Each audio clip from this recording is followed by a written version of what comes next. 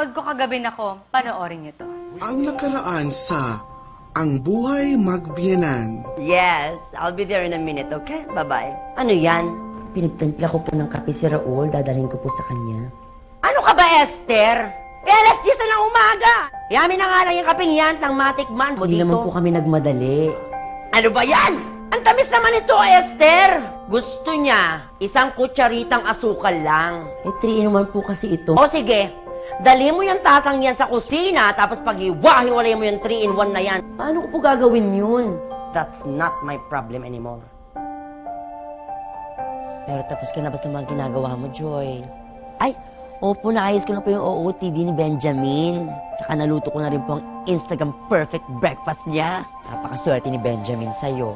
At ako din po sa inyo. Nagagawa ko yung mga yun dahil sa tulong niyo mag-alaga kay baby girl. Malang-mana sa lola. Umiyak po siya, oh. Hanggang kailan ang pagtitiis ni Esther? At cute pa talaga si baby girl? Abangan sa Ang Buhay Magbiyenan. Bakit naman po ayaw ninyo na magkapisan ang ano? Hindi naman po sa ayaw. Hindi naman sa ayaw. Kailangan mag-solo ka rin para matuto ka. Yeah. Matuto Tama. ka. Malaman ko yung meron at wala. Ay, Ayun. serious. Salamat po, Nay. Saan ka pabor, Kuya Gago? Ako kasi Kapisan o bilang hindi lalaki, kapisan?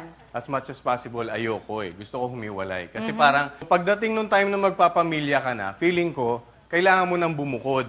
And then yung pagbubukod mo, hindi naman sa tinatalikuran mo sila. Kumbaga, andyan pa rin yung pagmamahal. Kung kinakailangan mo ng payo, di ba, nandyan pa rin naman yung mga magulang. Pero ang feeling ko, dahil natapos na nila yung obligasyon na palakihin ka, siguro maganda naman ibalik sa mga magulang natin. Sila naman yung bine-baby natin. Ang karamihan ng mga sinasabi nila, mas nagiging matimbang yung apo kaysa dun sa anak. Parang sa side ko. Ayaw Nasabi ko mo. lang parang Gusto mo bukod. Oo, dahil bilang lalaki ako. Parang mas maganda na patunayan ng lalaki dun sa babaeng asawa niya. Na kaya niya panindigan niya- ang pinasok oo, niya. kaya niya yung responsibility. Bumalik ka! Hindi. Ako naiintindihan ko yung sinabi mo, Papa Gardo, pero Yes. meron akong salungat ako dyan, ha? Bakit? Bakit? Kasi, pag, di ba, pag biyanan, ayan, kailangan makipisan ka pa rin kahit kinasal ka na. Kasi ang mga biyanan na yan, nakakatanggap ng pensyon, buwan-buwan. Di ba? Ang dami-dami na natatanggap. So, matutulungan ka nila pag nagipit ka. Oo, ikaw talaga. Ayan ito.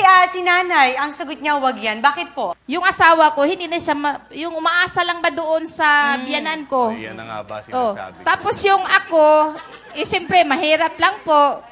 Gumagawa po ako ng paraan para magkakapera ko. Siya na hindi nga makakatulong sa akin. Kaya nung inaaway ko siya, sinabihan ko siya na magbukod tayo kahit kubo-kubo lang, basta may sarili tayong tahanan. Kaya po, mas mainam yung nakabukod po. Nakabukod para sa inyo.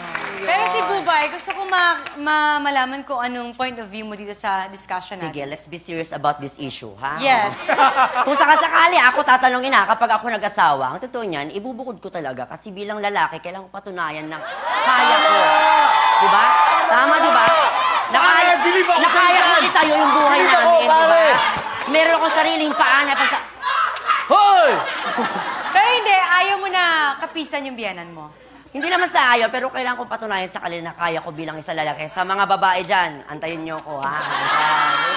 Kaya ko to. Pare, I love you na. I love you to, pare.